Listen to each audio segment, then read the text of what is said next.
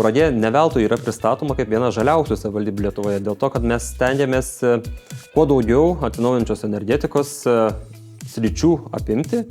Ir projektai, kuriais labiausiai didžiuojamės, turbūt yra saulės elektrinės. Tai pirmiausia, saulės elektrinės ant biudžetinių įstaigų stogų, kur yra instaliuota beveik 1 megavatas atsinaujinančios energijos kaip saulės elektrinės. Taip pat turime nuotolinę saulės elektrinę beveik 1 megavato, kuri gamins elektros energiją mūsų biudžetinėms įstaigoms, baseinui, gatvių apšvietimui. Ir taip pat perkame dar ir nuotolinę saulės elektrinę kitose parkuose, tai iš viso beveik 2,5 megavato bus energijos gaunama iš saulės elektrinio, kurios bus panaudojimas būtent mūsų viešųjų įstaigų ir kitų viešųjų poreikiams tenkinti. Stengiamės žiūrėti į energetiką kuo plačiau ir naudoti visus gamtos suteikiamos galimybės generuoti tą energiją. Tai pirmiausia, kalbame ne tik apie saulės energiją, bet ir apie energiją, kuri reikalinga daugiabučiams namams šildyti. Taigi yra naudojama 99% biokuro.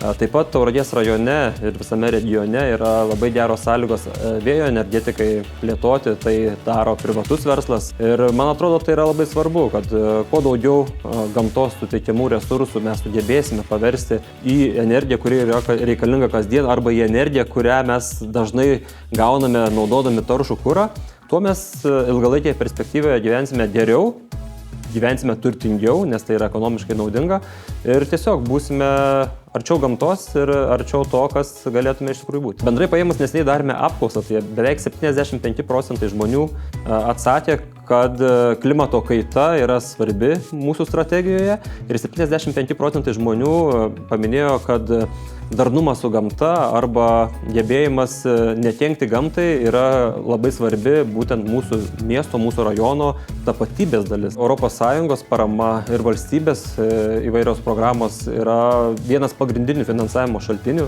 Realiai didžioji dauguma projektų, kurie susiję su atsinaujinančiais ištekliais, su darna su gamta, su tvariu vystymusi, šiuo metu yra vykdomi būtent iš ES finansavimo šaltinių arba iš valstybės dotuojamų programų.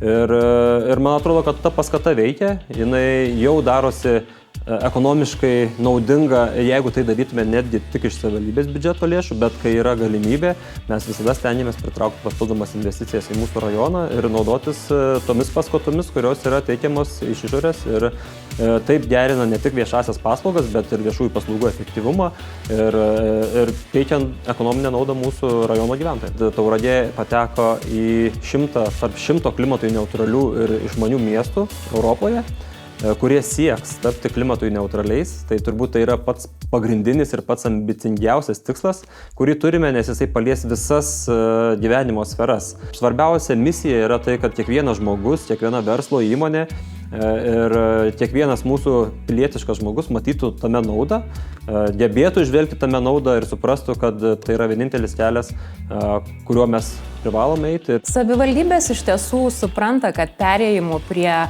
mažo anglies dioksido kiekio technologijų visuomenės tikslas yra sukurti energetikos sistemą, kuri būtų tvari, kurioje būtų galima auginti ekonomiką, diegti inovacijas, kurti naujas darbo vietas, taip pat gerinti gyvenimo kokybę ir sumažinti sąskaitas namų ūkiams.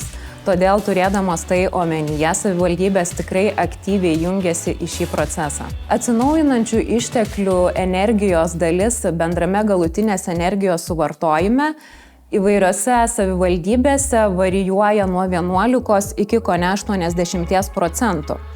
Kaip vieną iš gerųjų pavyzdžių būtų galima paminėti Tauragės rajono savivaldybę, kuri yra išsikėlusi tikslą tapti žaliausia savivaldybė Lietuvoje.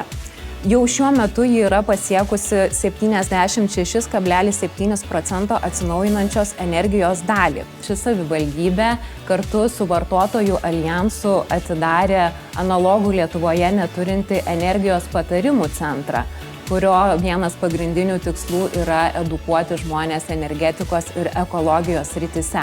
Nemaža dalis savivaldybių jau yra įdėjusi tikrai daug pastangų ir realių darbų nuveikusi, kad būtų galima sukurti tvarią energetikos sistemą. Tačiau dar tebesame pusiaukelėje į savo galutinį tikslą, todėl noriu pakviesti visus prisidėti šiame kelyje.